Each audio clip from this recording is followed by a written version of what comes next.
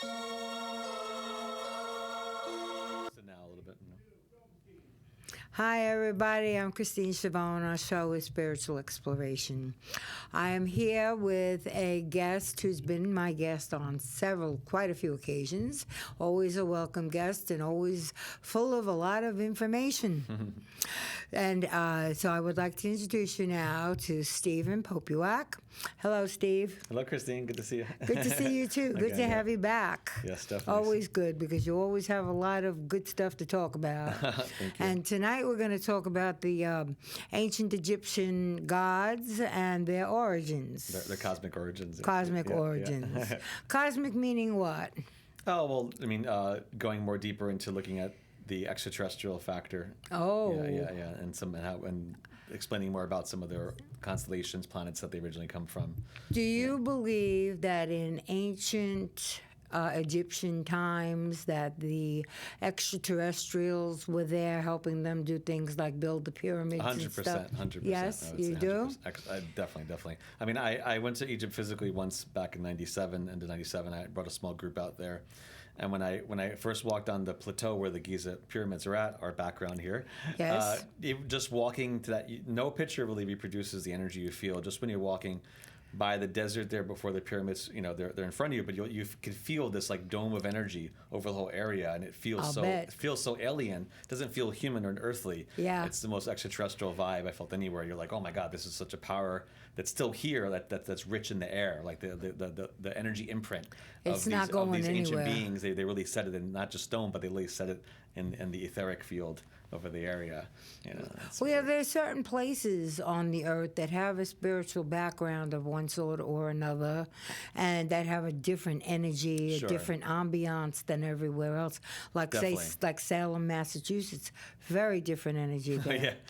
yeah. Very. Well, and even like Sedona. I mean, Sedona is another good place in Arizona Sedona, where yes. you definitely feel extraterrestrial energy there, but it's more recent in terms of like different types of presence of different spaceships. Energy imprints are in the air, or different ET presences. Some good, some bad. When you walk around different vortexes there, oh, I'm sure. You could definitely feel a contrast that's quite huge, and it changes over the years. Depending upon where you go, of course, because there'll be different activity. That's maybe more recent versus old. But in Egypt, there's definitely an ancient imprint that's there. And because there's been so much ritual done there, thousands right? of years. Exactly. So yeah. it takes some quite powerful beings to also create that stabilized field, plus yes. the geometry, of course, of the pyramids and the temples, hold energy, and they act as conduits for our mother, Father Earth's energy to flow up through them. So they're very intense with their concentrator ability to concentrate energy from the natural environment, and create an environment. And there's for a lot of proof healing. of these extraterrestrials too by the drawings that they put on the walls. Oh yeah, and even in their mythology, which people are so the modern archaeologists who release the more public ones can be so arrogant in their approach to like ancient indigenous cultures. I mean, even for example, with our Native American cultures in the United States, I mean, so many of them talk about the fact that their ancestors had contact with the star nations, with beings that came from the stars and other planets. Like that's in their culture. They about them meeting these extraterrestrial beings. But yet people still try to dismiss it as, oh, that's like mythology. It's like, no, these are still a continuity of people that have been around for exactly. It's like our Western arrogance to try to like box all these ancient cultures, mythology as being something that's only fictional as opposed to having factual background to it. That's the arrogance of our Western culture. We want to just investigate them from our limited narrative, or our limited lens, and we project the narrative on it. Oh, these are primitive cultures. They're only talking about these. And it's like, no, these are actual beings that were there. Maybe the words they used were different, and plus, I mean, not to mention all the architecture and the power that would take to construct these items. But they literally talk about in the mythology. They literally state several of the popular Egyptian deities come from a specific constellation, and they have it mapped out. They're like, these deities come from Ursa Major. They didn't call it Ursa Major. They had a different name from it, but it's the same set of stars. Or these beings came from Orion, or they came from Sirius. You think that all of these there's a reason they said that, because they understood that there was communication that went on. Oh, yeah. Well, they discovered the stars and everything 5,000 years ago. Oh, yeah. Before.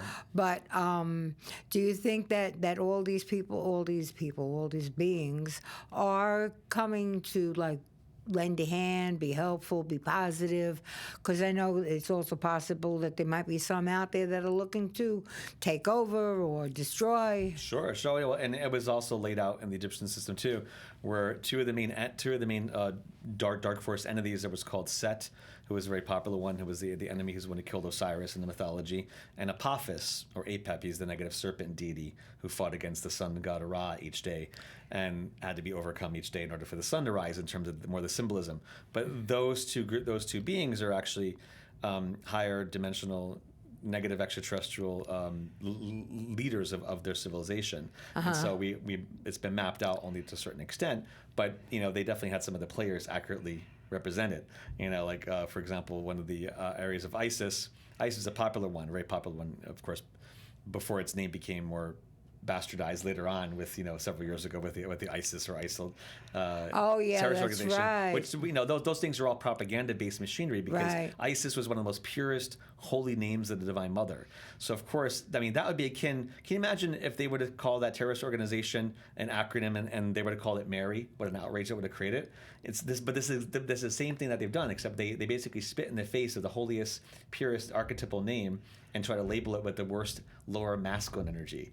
So it was directly done in order to try to contaminate that kind of archetype or the thought form, and have something negative be associated with it, in order to create a cloud that obscures the pure energy of what that name can bring in. Well, like you said, propaganda, right? Propaganda that has an impact because it tries to create an obfuscation, right? A cloudy layer that makes it have negative connotation, a negative spin, that creates a layer of like turbulence. And during that time period, there were several women I worked on as clients, and they all had lineage from the Pleiades as a starseed. They had galactic lifetimes in the Pleiades, but they were all part of higher galactic order that is the origin home of Isis Hathor, who was the cow mother that wore the horns.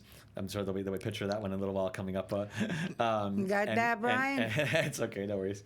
And with Isis and Hathor, those horns exactly.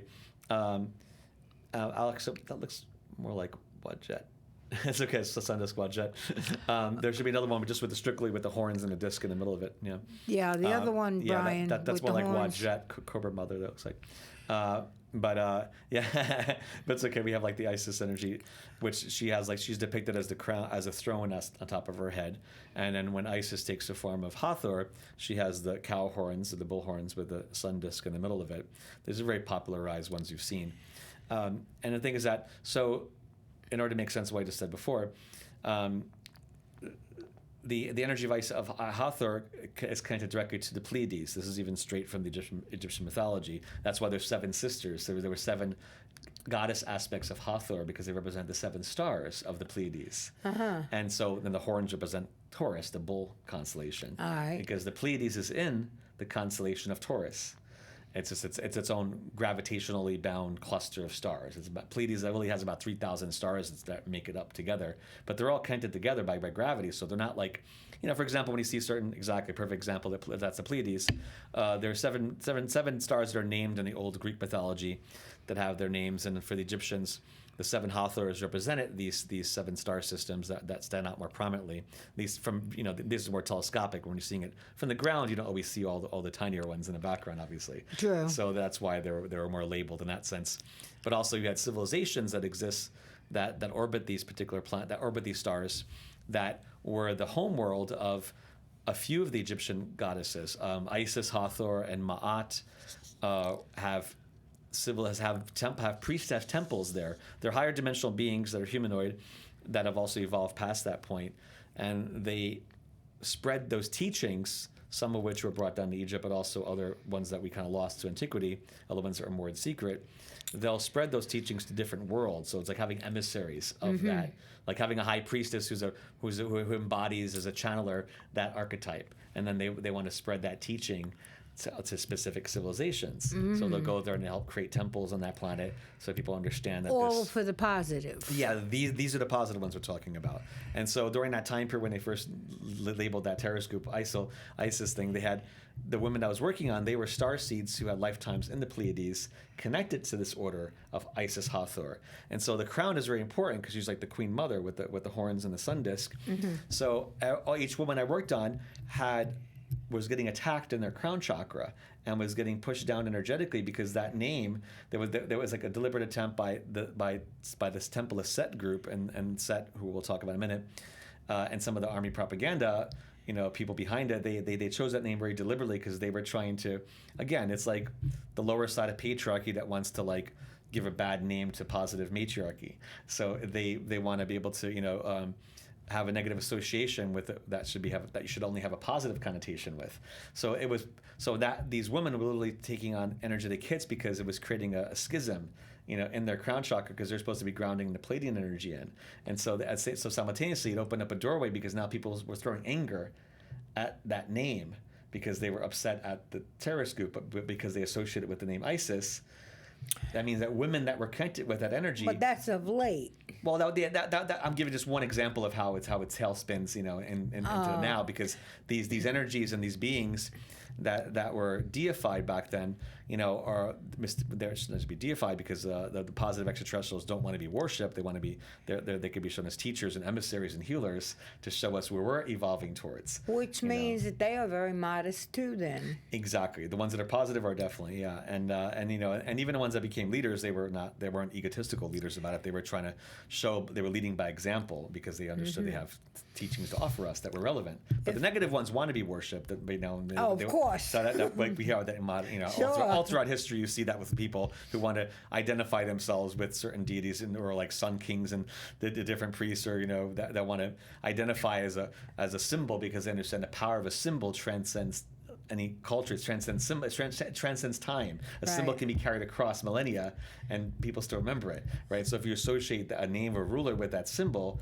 it holds a powerful imprint, right, in the collective psyche, either for good or bad. You can have positive figures that are very like heroic in their life, aspects of their life take on, a mission that's very archetypal, like a hero archetype, or like a positive mother figure, Right. And yeah. So if Brian ran all the pictures that we picked out, that we all of the different gods, can you say a little something about Sure. each one? Absolutely. Okay. Brian, can you run all of those pictures? Yeah, one at a time, and let Stephen comment on each one. Each one is one of the ancient gods and goddesses, yeah. And goddesses. Yeah, this is Isis, where I first mentioned about having the throne on her head as the crown. And the thing is that Isis and Hathor, which is the next one he'll show with the maybe I have to get another one, but that's an aspect. But usually she has the cow horns and the disc in the middle. That looks more like Wadjet, the corporate goddess. But, and what is Isis known for? And there should be a second picture of Hathor there with the horns more clearly marked out. Did that one upload? If you can find it. No, maybe that one didn't upload properly. That's so fascinating. It didn't upload. Isis represents what? So she's the epitome of the Divine Mother. Divine Mother. Like later on, when Christianity started, and you had the Coptic Christians, like the Egyptians, like some of that converted to Christianity, it was easy for them to identify Isis with Mary, because Isis and Mary were similar. They have similar energies. Similar storylines, because also she gave birth to a divine child, Isis, that was Horus, whereas Mary gave birth to divine child energy that was Jesus, Yeshua, Jesus. And so there are different storylines in terms of their compassion, their nurturing ability, their healing ability was cross applicable. Well, just like Kuan Yin with the with compassion and mercy energy. Yes, that's right. She's also the essence of the Blessed Mother. She is her own being too. Like the Asian culture with Kuan Yin, I've definitely felt her energy before and seen it with people. She's also had incarnations in ancient China with like positive energy of Shambhala and like white dragon, yellow dragon energies, green dragon. Some of the darker groups there were like more like black dragon, red dragon. They ended up perverting, and having more of a connection to like reptilian extraterrestrials, or also to the Apophis group, which was the negative serpent deity in Egypt. Well, she's also the head of magnified healing in the upper realms. Yes, too, yes. Which I am a magnified healer. Yeah, I took that many years ago when it first came out too. That was wonderful. Yeah, very very sweet. And I've had lifetimes in Asia, and we're, and connecting with some of her temples before too, past life wise. Sure. So she's very special, and so sometimes some people try to make everything blend in. So some researchers out there, when they're trying to explain some of the metaphysical qualities of deities, they try to make everyone seem to be like, oh well, this figure was this figure, that figure, so they're all the same. And say no, they're not all the same. They can have similar archetypal messages, but they were still individual beings. Like Jesus was not Horus. Horus was not Jesus. Those are separate beings. Right. But there's some people out there saying, oh, they're all the same thing. I was like, no, they're not. Stop mishing together these archetypes. How can people do that? Oh, I have so many people out there done that, and Vishnu was this and this was that, and Horus was Christ, or they're all different deities. Or they try to make us like, oh, maybe they weren't even real beings. They're just archetypes. I say no, they're both. They're archetypes and they were real beings. Yes. That embodied the power of that presence. And oftentimes, like with Horus especially, who was the son of Isis and Osiris, he represented the power of like the bird tribe. It was some symbolism of the falcon or the hawk energy, a divine sun child. He was born of that love between Isis and Osiris, which has its own kind of complex story. But he was also representational of what you see in many indigenous cultures of talking about the bird tribes. Where they dress up with the feathers, and they talk about the star nations and the higher cosmic bird nations, like the Thunderbird clan and the Eagle clan. How there were different bird clans, and some that lived on Earth. They were obviously, they're physically here, but that some of these bird tribes were not originally from Earth, but they came to Earth, just like the idea of Horus. Because years ago, the ARE down in Edgar Casey Center, yeah. Yes, in Virginia, and I went there with a friend, and we visited with another friend, and every day we went to a different lecture, and one of the last lectures that we heard was that human beings used to have bird feathers on the sides of on their sides, and I'm not sure if I can believe that. It's funny. Well, there are several civilizations out there, galactically speaking, that have different bird aspects to them, bird humanoid groups. Wow. And there's one from, actually, ironically enough, I say ironically, more like it was cleverly channeled, I guess, the name of some of these constellations. But there's a constellation of the eagle in Latin, which is Aquila, and the eye of Aquila is called Altair. That's the astronomical name of it. So in this constellation of the eagle, there actually is a civilization in the eye of the eagle, the star that represents that. When I've worked on a few people who have past lives in that sector, that's when I first saw them, and then I channeled them in before after that later on a few times. They were definitely more humanoid looking, but they had wings like bird wings. So they look at human faces, human bodies, but they had wings. Very, very much a depiction of angelic stuff. About, yeah. Very much depiction of like how angels would be, in a sense. They were like that. They had, but some of them were like warrior, like really strong, powerful ones. Kind of like the old school Flash Gordon movie. I don't know if you've ever seen that one, where they have like the Viking men with the wings. Kind of remind me of that.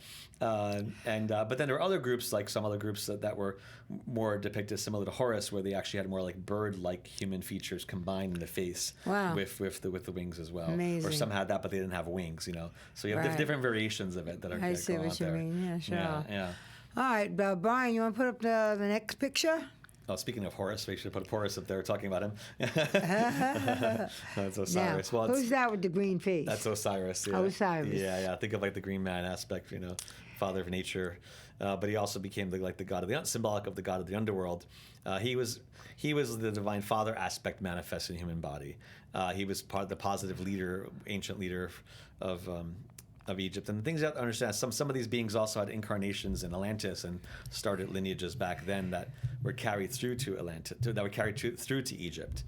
So it's not just like when I try to make it not to be just two-dimensional about these characters, because there's a lot of these beings and messengers that embody them came to the earth in ancient days, but they've had multiple incarnations as other figures as well. It's not just like they're only typecasted as one role, and that's to understand more of the human and galactic aspect of these beings that came as messengers of that archetype.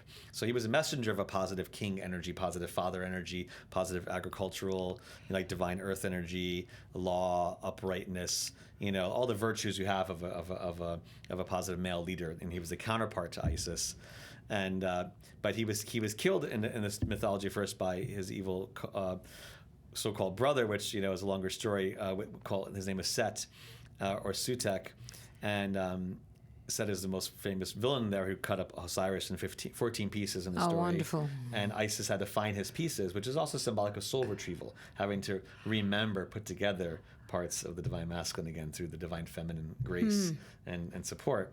And so when Isis helped put him back together, and then but there was one piece missing, which was the phallus, and then so she fashioned the golden phallus in the story to be able to put on him and have him resurrect, so that she could become erect and be able to impregnate her with Horus, the divine child. With the golden phallus. Which also makes sense because he was a sun king originally. So as they bring in the power of the heart chakra, the sun energy, into the sexual center. It's like divine tantra, more divine sexuality, so that the seed becomes an expression of divine love and divine power that can properly impregnate the divine feminine to give birth to sacred child. So it's more of like a Kundalini tantric principle, of grounding the sun energy all the way down the chakras. Wow.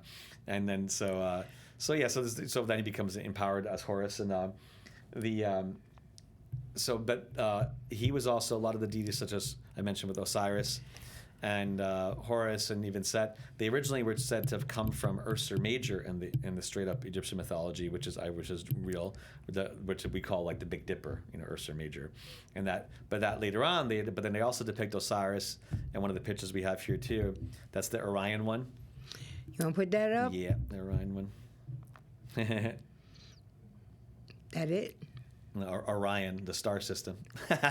Oh, the star. That's Ma'at. There you go. That. Perfect. Yeah. Oh, that's right. So, but that's a depiction of Osiris as an embodiment, as an extension of Orion's presence over the Giza plateau, the pyramids, because they depicted him holding that staff as a staff of Anubis. He's holding the top of the staff looks like a little Anubis head, and it's similar to paintings you've seen later on, also with. Other figures later on in history, including Father of Jesus holding a staff that was similar there in some of the paintings. And to me, that there's a symbolism of that staff with the Anubis head, the gatekeeper dog, like the jackal head, is actually connected to like an opening of a pathway in the brain that goes out to the pineal gland. So it's like mapping out part of the physiology inside the brain itself. And of course, the staff is always the spine as symbolism, being able to ground the energy or activate things. But Osiris connected to Orion is a very familiar depiction, and usually you have Isis, Hathor, she is part of Taurus constellation, or Pleiades, is right next to Orion. So they usually depict them as two celestial lovers, like that's their starry home, that's their reflection in upper world. So they were grounded here in incarnation, but then they're also referencing like their higher selves, or their galactic equivalent was in Orion and in Pleiades, which is Taurus. But then later on, Set also moved over. They had a migration from Ursa Major to Orion. That's why so many powerful light and dark energies come from Orion on a galactic level, and that's also where Set set up his home world and evolved more on the dark side to become kind of like a leader of this galactic empire, really Star Wars-like vibe to it, and there's whole temples of Set that have been around for ages. I mean, there's public temples of Set. I mean, you can go on their website. It's like it's I think it's xeper.org, which it's a very heavy website, so don't just go there casually because it has a lot of negative energy in it. But they depict a lot of their dark teachings are written there in terms of these dark covens that work with Set. And a subsidiary of Set, they work with other ones. There's like vampire orders in there. There's several other groups that are depicted as sub-orders of that. So this isn't just something that's relegated to ancient history. These groups have been around for millennia. They just, have kept themselves more quiet, and then they advertise later on, and there are other insiders I met over the years there where talk about larger aspects of Temple of Set that are more related to certain powerful people in the Illuminati families, where they said that the Illuminati had whole temples dedicated to Set that they worshipped now in modern times, because he is a leader of this dark Orion group instead of the positive Orion. So you start to see that the ancient deities still have modern reach when you understand that there are those who still continue to worship them, and that. Well, I'm sure there are people around. Sure, it's got passed on from generation to generation, But and then these people have a lot of power, which makes them more dangerous. Because if you have people in positions of power that are worshiping dark deities, wonderful. then you start to understand why some things happen the way they happen. Yeah. Well, the only thing we can do is like in the Middle East, especially. Right. Well, the only thing we can do is look to God to get it all straightened out. I mean, definitely calling in the positive beings as well, which are emissaries of that divine Godhead. Like in the positive bird tribes, and there's several Palladian. I work a lot with these Palladian priestesses because it's Isis, Hathor. Also, he showed a picture quickly before of Ma'at. Go ahead, put it up again, Brian. Ma'at, kind of links back into it nicely. Yeah. So Ma'at, she's the one with the ostrich feather as her crown. She's a symbol of divine justice, divine truth, power of the spoken word, higher mind energies. She also can be depicted with wings as a bird form. And holding other symbols she usually holds are like the scales of Libra, the scales of justice. Yes. That's where we get the expression of, your heart can be light as the weight of a feather. It comes from Ma'at, because she would weigh, in the storyline, they would weigh the hearts of the deceased against the feather on the other side of the scale. But it was the feather of Ma'at to see if the heart was able to be as light as, it was able to pass the test of the judgment, so to speak, of being able to be pure of heart, and clean of the karmic energies, or clean of the weights. Right. So her priestesses on a galactic level are also from the Pleiades, and there's a star in the Pleiades called Electra. That's one of the stars that their homeworld is from. And it's not just them there, but this is where you have a kind of like the galactic temples, again, where they want to spread more teachings of galactic justice and galactic balance. And they work a lot with the plasma of these big gas clouds. The Pleiades has a lot of beautiful, glowing, plasma gas clouds. But as higher dimensional beings, they understand that this is like a cocoon. These are symbolism of the cocoon of the Creator that can create stars and create the birthplace of life. So as higher dimensional beings, they can harness that energy there, and with these constructs, they can emanate that out. And so the same way that we would send healing energy remotely to somebody, they do the same thing, but as in your higher dimensional form, or in these civilizations, their ability to impact other species with that grace or that divine love is very strong. So when they have actual temples built on multiple planets that are positive, it creates a relay for the beings in the Pleiades, for example, to be able to ground like a lightning rod. More of that energy can be available to the other species that they're trying to make contact with. So it's like a positive outreach program, in that sense, where they can stabilize certain rays of blessed energy, And so, and the wings of the Ma'at priestesses that they have in their symbolism, also on the higher level, the way I see it, they channel almost like crystalline feathers, where it channels the light of the blue-white stars of the Pleiades into beautiful unique rainbow formats. Think of the rays of our people we've had, ascended masters, like Saint Germain being a master of the violet flame. So similar idea. These higher beings are they were trained in being experts in the rays. But it's not just our rays that we see on our planet, because it's higher spectrums of light that exist in the Pleiades, for example, because their school of their world is more evolved than Earth's school. So the light that comes from their stars is different than our light here, and their ability to use it as a teaching, guiding tool, as a symbolism is very much more involved. But the thing is that you can call on them, and so usually we talked about this in previous episodes in one of the cosmic shamanism work interviews I did with Christina before, where we go into more of the symbolism of the word star heart. We talked about before, where the star heart is a jargon I use for the work I do, and it's because it's part of what I'm told that is helpful to connect with these higher beings. It's an evolution of the heart chakra, basically, where it can first show up as like the way the old Jewish priests had the breastplate of Aaron with looks like a tic-tac-toe symbol of the crystals, like the Jewish priests in the old days would wear, like the metal plate with the 12 crystals. Not sure I'm familiar with that. Or 9 crystals. You've seen probably in old movies, they wear the big metal breastplate. Okay. And it's got a rows of crystals on it. Oh, yeah? And they represent the 12 tribes of Judaism. Of Israel. But it wasn't just that. I mean, there's ancient knowledge that they were passing down from that, because other groups used that as well on a higher level that was more lost, to antiquity. But there's a higher star heart where it can show up like that, and it can also show up like a diamond around the heart, but also a diamond around the aura, where the beams of light come in through the triangles into your heart chakra. So the idea is that it represents the evolution of our heart chakra to help us be able to receive more love from other star systems, from other parts of the crater that has made beautiful things to give us love from different angles, you know. So the idea is when we call on some of these positive beings that are the emissaries, for example, of these ancient Egyptians, and say for example with Ma'at, I would say I call upon the Pleiadian star heart priestesses of Ma'at. So I would insert that phrase as a modern, you know, usage that kind of helps to have a more specific connotation that's not polluted, you know, in that sense. And it's almost like it's an encrypted phrase that some of the higher beings from those realms will respond to when we're doing meditations or calling them in to help us heal or help send healing energy to the planet. I find it's more impactful for me I find to use the word star heart in the phrase of whichever group I'm trying to call in. So, like an example, Pleiadian star heart priestesses of Ma'at, or I'd be like Pleiadian star heart priestesses of Isis Hathor. You know, it's part of the greeting. When you're calling in these energies or beings, are they aliens? Well, that's what we're talking about. You know, they're In living in the Pleiades. other words, you can communicate with aliens. Oh yeah, since I was for many decades. I mean, when I first had visits from them when I was 21, even younger than that, actually 18, 19. Visits like they came down in a spaceship and. Well, not so. I've had some close UFO encounters, very low ones, but the best one we've had was.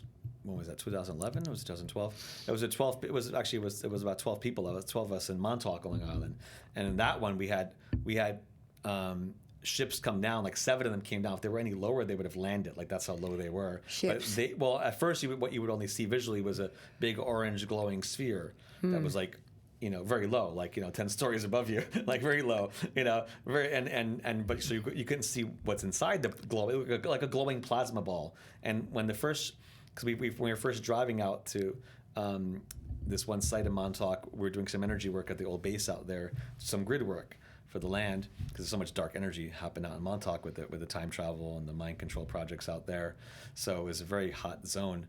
So we got to one location, which was where the veteran cemetery is at. They have a big boulder-sized calcite or orange calcite stone that the Native Americans used to do ritual on, but now it serves as a marker point in the middle of this roundabout in the middle of a veteran cemetery there. Stone. Yeah, it's, you know, I was like, oh, place to put in a cemetery, great. So we're driving over there to do meditation channeling, and we're driving on a highway right near it, and we see this big orange ball of light fly over the highway, and we're 3 carloads. We're like, wow, that's pretty incredible. We haven't seen one fly that low yet. So we get to that location. As soon as I'm in the first carload, and you know it's by a little lake in the oceans there in Montauk, and one of the big orange spheres comes real low, real slow, right over us. And so I'm like excited. We're all excited. Like, look at this, amazing. So I'm like, all right. So I put a telepathic message out to them with intention. I'm like, okay, show me your true form. You know, is this a higher dimensional craft, or is it just like a plasma field around an actual spaceship? Because they can, you know, we have that now too. They can ionize the air and create a plasma field around an actual ship. So I wanted to see, you know, all these ETs, positive ETs or negative, they're all telepathic. So you don't need to like yell anything out. You just put the intention in your mind to communicate with them, and they'll hear it, you know. And so I just did that. Yeah, but sometimes I watch Paranormal Caught on Camera, and they have scenes like that where there was this one person that was able to attract the spaceships just by thinking about them. Yes. There are people who do that for sure. And then there was this one guy that was talking to them, and he was saying things like, "Oh, it's so nice of you to visit again. Thank you." Nice. Yeah, so he was being like very, very nice to them, very positive, showing gratitude. Yeah. And showing gratitude that they were around.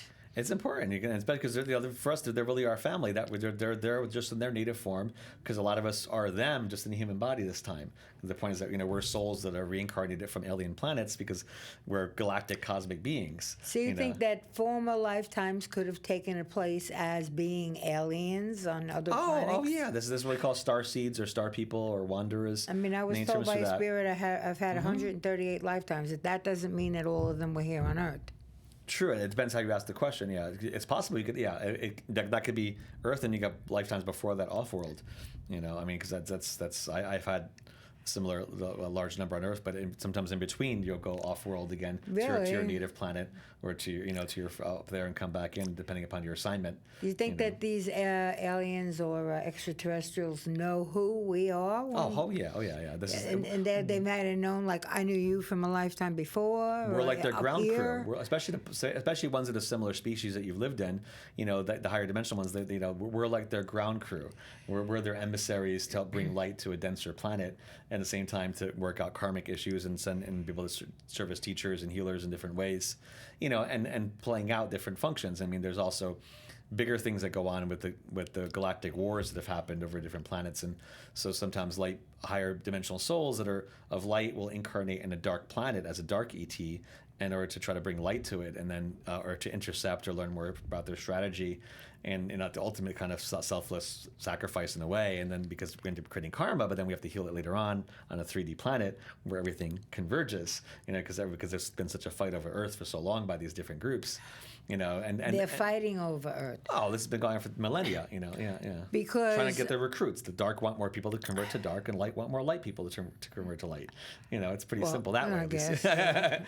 It's on one level. It's like that. It's a harvesting. What about people that claim to have been abducted and sometimes even experimented on while they were on a spaceship? Oh yeah, I have plenty of clients that have experienced that. And just to finish the last part of that story. So when I put the intention out to that ship or the plasma, the glowing orange ball, and I go, show me your true form.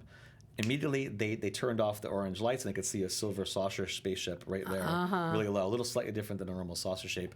And then a few seconds later, they put the field back on. All you see is a big orange glowing ball. So it was this beautiful confirmation. Yeah, these are actual intelligent beings here, and they're creating a field of energy around the ship that's part of their shielding and their propulsion system. And then then that one went further, and then in the distance over the old base, while we're doing work at the crystal, there were pairs of these UFOs going on and off. Every few minutes, two of them arise over the horizon in distance, do zigzag patterns, and they would disappear. And at the very end of our 2-hour ceremony, 7 of these orange plasma balls came over us, like lined up in a row. So they were getting involved with what you were doing? They were doing the grid work with us, yeah. And then the 7 of them, as soon as we finished, all 7 came over us, and they all disappeared. They all teleported out, like lights turning off, boom, boom, boom, boom, boom, boom, boom. Right. It was so dramatic. It was we're over, oh my God, yeah. They made a dramatic exit. And where did this all happen? In Montauk. Yeah. In Montauk, Long Island. And I found later on some YouTube people did capture some videos of 1 or 2 of these orange craft at other years they actually put. So what I figured out later on was that those are most likely connected to Sirius B group. I'm sorry, Sirius A. Sirius B is a negative group. Sirius A is one of the other systems that part of the Isis energy is connected to. Isis in the storyline, she was connected to Venus, the planet Venus. It's almost like having 3 aspects of the Divine Mother, like the triple goddess, where we have 3 different aspects of the moon, like the Hecate or the new moon, the crescent moon, the full moon, representing different stages of the feminine. Now we're on a new moon, which starts to wax which into had the big eclipse. Yeah.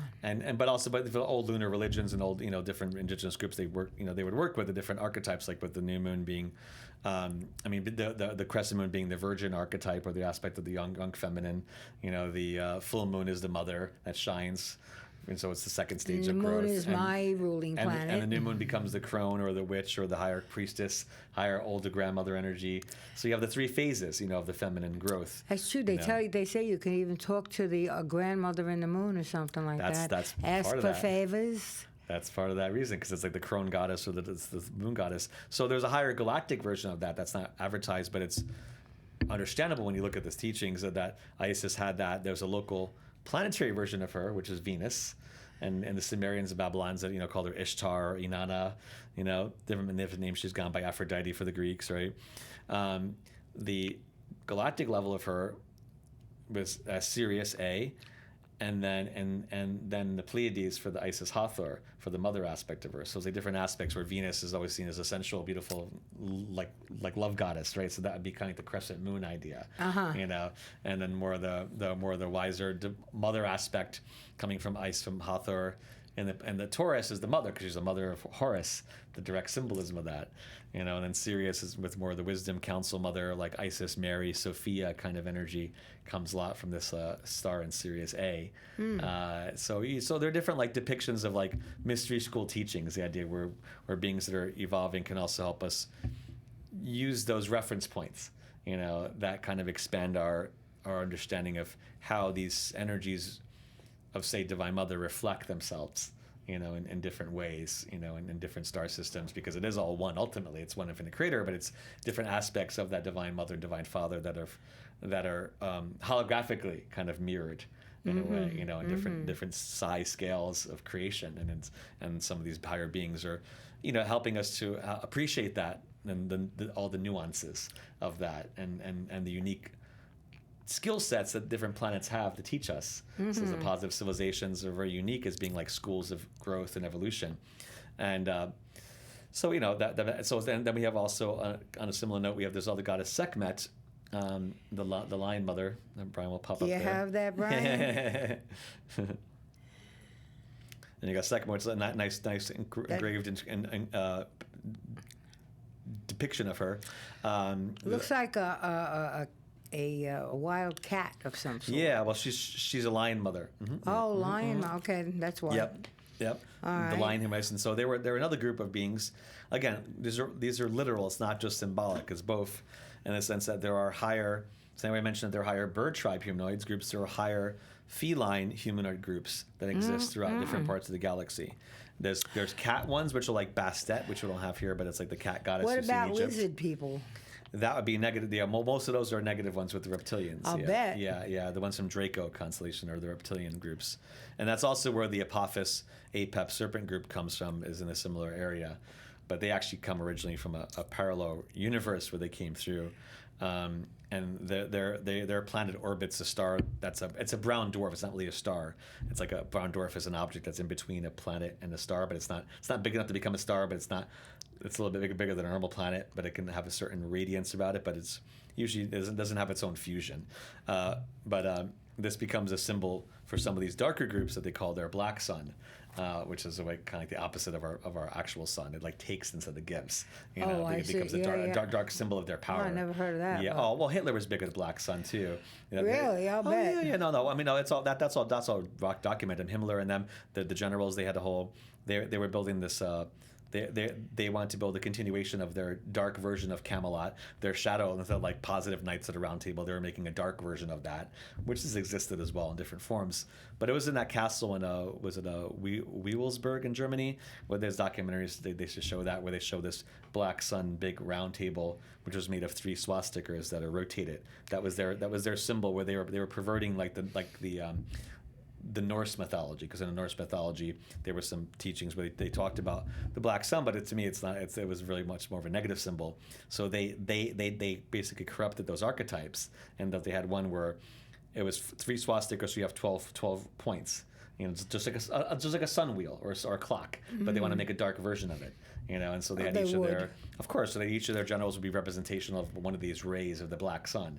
Sure. But and this goes back to what the negative Nordic ETs, because there's positive Nordics, but the negative Nordic ETs, work with that, and they're allies with this dark Egyptian Apophis group. They're actually close allies, which is why they also share symbolism together, just from a different angle. Like they both worship this black sun, but they have different philosophies about it. And this is going on now? Oh yeah, 100%. Yeah. Really? Oh yeah, no, there were even grids we had to clear out that had the black sun symbolism inside the ground, where they were trying to create that structure as a floor energetically. And that's what all these groups are doing too. The Apophis one, we actually just did major work on that. This last eclipse we had, for those watching in the future, this is the recent April 19th solar eclipse in Aries. There was some major clearing that was going on. The last 2 group meditations we were doing, a lot of Andromedans were coming in, and which were more humanoid groups. And then the last one before this one, part of the energy of Sekhmet that I was trying to mention before that I got sidetracked, but one of the home worlds of this lion jaguar humanoid group is actually in a constellation of the Little Dipper, of Ursa Minor, and there's a planet there called Illyrion, Elyrion, and that's one of the home worlds of these positive Sekhmet, as well as Grandmother Lion Tefnut energies that are there. So the whole race of beings there, and they have giant, beautiful structures that are huge that go off on their planet, almost like giant spires, big like watchtower structures, and they broadcast a lot of energy to other planets, across the galaxy from there. Wow, so they're a powerful race of beings, and they're good interventionists to fight against some of the negative groups. Yeah. And anyway, so that's a good example. That's like, so again, it's like as above, so below. These things are reflected in our mythology, but there's cosmological roots to them that are fascinating, and then when you understand that there are many of us here that are actually part of those groups, that have lineages in those groups, then it makes it even more fun and interesting, because you start to realize a lot more is going on behind the scenes in terms of not just then but now. It's not like a static religion. Now, like we're here and we're part of that, and so that's what Sean mentioned, that this Illyrian group came in the last few months a lot during the group work. Like they're coming in to blast the earth, to help take apart some of these negative grids that are in the ground and the air inside the earth that these dark ET groups have been putting in, especially the Apophis and the Set group, and there are other ones past that we also do work to counter, but they're relevant now because this Apophis group was putting negative, like Eye of Apophis they call it, or like negative crystalline structures in the earth to try to like block positive energy from coming in, and try to make our moon into like a negative moon instead of a positive moon. Right. So there's been recent intervention to try to intercept that, which is Well, I guess that's good, huh? We definitely need it. Yeah. Tell me, getting back to the abduction thing. Oh, sorry. Yeah. What do you think about that? Oh yeah, let's pull it. Because I mean, imagine it happened in ancient times if it's happening now. Oh yeah, that's been going on since day one. I remember I've had also clients that worked on who were in different cultures thousands of years ago, and their villages had harassment from different ET groups that were negative and came down and experiment on them and stuff like that. And so these are different groups that are negative and want to take advantage, and then there's others that are trying to help. Oh yeah, exactly. Just like you have depicted in the Egyptian system, the positive deities that want to help humanity evolve and teach them, and you have the ones that want to rule them and control them, right, and use them as I won't say slave labor, but they want to take energy from us. Is how it's more modern days. Well, we didn't put up any of their pictures. Genetic experimentation on humanity to create more of a hybrid culture, so that they could interact with us more and take over. So well, I'm saying that there's probably some of those vehicles that we see, those UFOs. Some could be good, some could be 100%. Bad. 100%. And then the third factor is there's ones that are ours, that are made from technology we've gathered also from ETs and our secret space programs. Yeah, so multiple. we've done stuff like that. We look like we're UFOs. We're hundreds of years more advanced than they tell the public. Oh, really? What we have in these facilities. Well, that's because the ETs, extraterrestrials, are much more advanced. And we're working with them. That's the thing, is that our governments are working, unfortunately, with mainly the negative ones, not the positive ones. So it's the same thing like in old days. Our government, we have bases where we have the Apophis group representatives, and we have facilities that these groups are working with the Set group. It's still going on. It's nothing has changed. And they don't want us to know. They keep trying to hide all this stuff. Of course, and you can see that now where they're trying to do a little drip, disclosure of these new UFO videos coming out this past few years. Well, last year, since everybody's got phones with cameras, they can't deny a lot anymore. And one of the cool ones came out just yesterday for the viewers, where the Pentagon just released the new footage taken from one of our drones over the Middle East, where they showed a spherical metallic object flying at a high speed, and it got caught by a drone. Like, oh, what is this? But the thing is that this office in the Pentagon, they call it there were different UFO offices. This one was the one that they reshuffled and renamed it a few years ago. It's called the All Domain Anomaly Resolution Center, I think it's called. But most of these groups are just done to twist the narrative. Where they want to make it seem like, oh, we don't know what this is. Oh, maybe it's a foreign thing, but it's so they all want to play innocence. Meanwhile, there are groups in our military and government and in defense contractors working with these ETs for decades, but now they act like, oh, we're investigating hundreds of these mysterious sightings. We don't know what they are. It's like it's such BS, such propaganda. But it's them trying to paint the narrative to make themselves look innocent, and then maybe roll out a certain scenario publicly, like, oh, they're here now visiting, and there are going to be positive ones that need to land again, but but these idiots working with the negative ones, they want to create a distorted timeline, where they're more in control, right, and people are more subservient, in a sense, they're more siphonable. And that's what they've been doing. We've been seeing a lot of that. They've been siphoning so much energy from people, and the positive ones want to help us, and the angels too, to clear it out. But we have to be very clear with our boundaries, and say, no, we don't consent to being, part of some negative trade deal that our governments made with these negative groups, like they did in the old days with the dark priests worshiping the dark deities. Like, no, we did not sign up to be commodified, in that way. But we have to make that declaration, Well, and talking about angels also. Exactly, calling on we angels have to for call sure. upon 100%, them. yeah. Because if you need an angel or a multitude of angels to do a job, you got to ask them. They're not just going to say, "Oh, look, those people need help. Let's go help them." They're not going to do that. They wait for you to ask. Yeah. It requires free will. Same thing with the positive ETs. You have to, you get them permission to come in, and then other ones will show up, and then they still expect you to open the door for them, because they're not coming in like the negative ones. They're not trying to be like a bulldozer to force their way in. That's the negative groups to do that. Right. So they can be like, "Hey, we're here. You want us to help?" And you'd be like, "Yeah, sure, come in." You see them as like friends, because for a lot of us, they are our family. They're our family, that part of our family that chose to stay behind on those realms while we came into these forms and incarnated. So when we see it like that, then it levels up the playing field more. So that instead of just being worship, like, no, there are allies, and there are reminders, And they want to help us, and they want to do things, heal, but we got to evolve. ask them. And they want to, help us in our dreams as well. You can go out of body and meet and go on some of the spaceships that are positive if you want. And obviously not the negative ones. You don't want to be a part of that. But the idea is that the positive ones also want to help us to evolve our subconscious so that we're able to receive more of their gifts, and help us to let go of like negative fears and structures around the fact that we are more cosmic than we realize, and the more we can kind of, because, a lot of our trauma and fear-based programming, people get very controlling sometimes about how we choose to let love in, or we become very conditioned to let love in only under a certain limited, way from a certain direction, from a certain, person, as opposed to being more cosmic. But hey, wait a minute, so many parts of the Creator want to love us from all different directions that we don't realize, Yeah. And it's unconditional, and we open up to that, then that can also enrich our personal relations we have, because now you're not using the other person to fill a void, right, that you have in yourself because of some past pain, or you're not being codependent.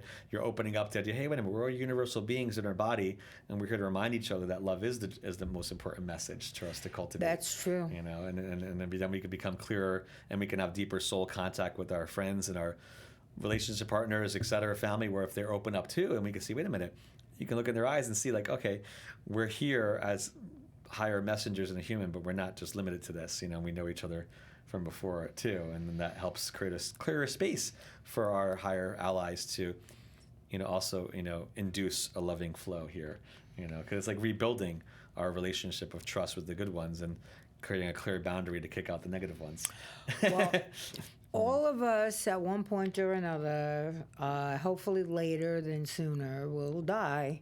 When we do you think we go to the other side and meet up with these extraterrestrials? Oh, 100%. Well, especially the ones, I'm not saying every person out of whatever the 8 billion people that are Earth are all, they're not all starseeds. There's a certain number of souls here that are here to evolve from like 3D to 4D, and that's part of the ascension of our planet. I think that's what we're trying to do, right? Well, I mean, it gets more complicated, because as starseeds, we already evolved. We ascended. That's why we're here, is because we ascended multiple times in other planets, from like 4, 5, 6, 7 dimensions. We've been around the block a few times. Yeah, and we come down lower to help out the planets usually. But then also, as a process of doing that, sometimes people will get mixed up in the dark side of it, as for different reasons, and trying to heal and bring light and balance out the duality. And then you end up creating some more karma from that, and you have to work it out here, because 3D becomes the playground for where polarities and duality really spawns out, where it evolves either towards more unity and love, or more towards more separation, and darkness, because the negative ETs represent a negative ascension, a negative evolution, and so, but their evolution only goes to a certain point, and then they either have to come back to light, or they stay there for playing that role for a while, but still it becomes annoying, because some of these, dark cultures and dark technologies are very, have influenced us in a lot of planets for a long time, and so we have to be like, no, we don't consent anymore to having these, in the old days, maybe it was all seen just as magic and esoteric, but it's, it's techno magic, it's technology that's not just 3D based, but like 4D based, or higher. And so, and in dealing with beings, both on the light and dark, that are all very psychic and very mind over matter. And so you start throwing that into the mix, and you start to understand how people can confuse them for being either angels or demons when they were neither, but they'll work with them, like the dark ETs work with the demonic energies, and then the positive ones work with the angelic. So it's a reflection, of a higher connection. Whether it's light or dark is the main important question. How do you think that this is all going to end up? Oh, well, the positive ETs are going to come down because the Earth is destined to become part of a higher, like Star Trek, higher Federation, good Confederation will overcome planets. bad. Oh, for sure.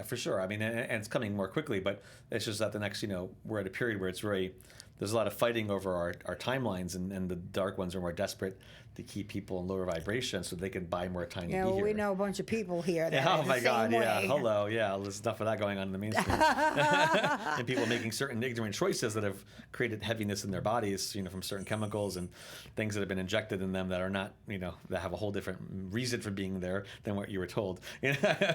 And those things feed into negative extraterrestrial agendas, and it's not just, people don't realize how significant these narratives of control are that have been politicized, But in the end, you feel that good will overcome evil and everything. Oh will yeah, get because straightened out. and the energy of Ra, which is the Egyptian system, Ra, or the sun god energy, or Bennu and the phoenix. It's the local part of our one infinite creator. Is his home? Its home is here in our local sun, and that sun energy is going to be critical for our evolution. It is critical for our evolution, which is why all the scientists why the dark groups keep trying to block it out, and they're trying to spray everything to start to limit the sunlight. That's the most satanic Setian plot, is to try to sell the public, hey, let's do geoengineering because the sun is actually bad because it's going to heat up the earth too much. It's like they've turned everything upside down. They're trying to make it bad. They want to, that's Apophysis group at Serpent. They want to invert everything. They want to invert like positive things and make them negative, and vice versa. So that way people get confused and start mixing up what's real and what's not real. But in the end, you think we'll get our 1,000 to 2,000 years of peace? More than that. That's permanent. It's not. That's not about in other words, that. when peace comes, it's going to be permanent. I mean, we may have challenges with other groups, but usually the negative ETs don't mess as much, because now when our planet fully ascends, we're under the full protection of these confederation of planets. So they can all come in and be like, no, the Earth is now a school for love growth. It's not here to deal with your BS anymore. And on that note, so like 2029, 2030 is going to be a huge time frame for for massive things going on. So we need to hold space before that. So 2029, 2030 is huge for the solar energies and also for potential positive landings. We're going to see a lot of change, positive. And that's one thing we want to keep our hope focus is like for the positive beings to come land in 2029. If we can get rid of the idiots before that, that'd be helpful. That would be good, is right. Who knows? Maybe with God's help. Well, exactly. A lot of beings coming and help us. We have to set the condition as emissaries. We're like, we're granted higher authority to make that declaration too on behalf of humanity and our groups we come from. So the more people claim their love energy and their relations that come in and say, no, we don't consent anymore to these negative groups being here, and we want to have the Earth as a paradise, as the evolution. And that's the way it'll be. That's very important to create that intention. Good. Yeah. Well, in the meantime, thank you very much. This has been very interesting, as usual. Yes. And you'll come back again sometime. Definitely. Our fun continues. Take care, everybody. Have a good night.